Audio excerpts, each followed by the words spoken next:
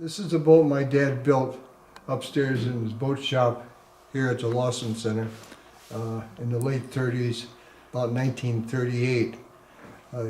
He made this from design by John Hacker, who was a famous naval architect at that time. He probably had the plans, and there were full-size development of the various planks. The motor is a 1926 Scripps.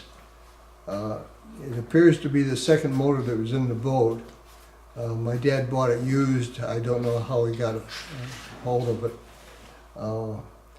Scripps was built in Detroit. This motor was one of 5 or 6 that were delivered to Hacker Boat Company in 1926.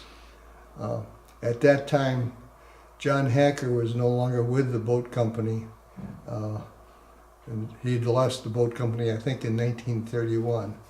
But Hacker was still selling his plans, and I suppose that's the way my dad got the plans. It's a 22-foot, 3 cockpit, and we've been in the process of restoring it for probably over the last 10 years.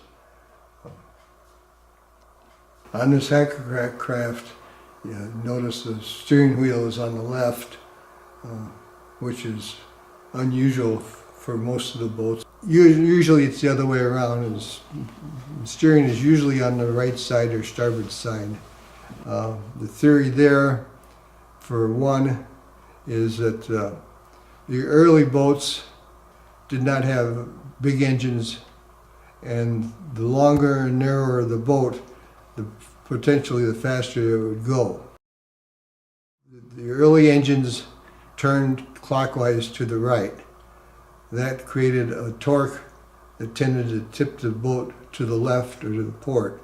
So the weight of the pilot on the starboard side would counteract the torque.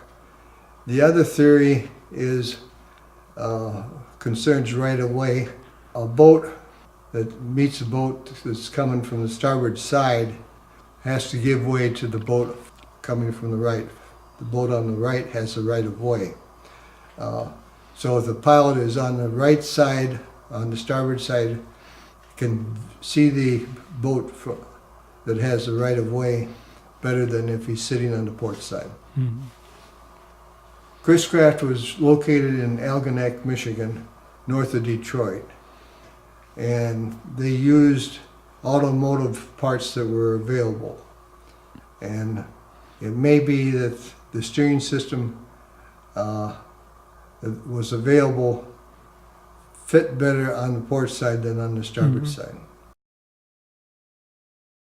My father had a 26-foot Chris-Craft, 1928. He took passengers out for rides. He had a sign on the building so people would come over from the center of town.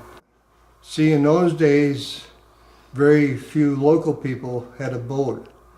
Certainly nothing of the size or the speed that the one that he had. His boat would go over 40 miles an hour.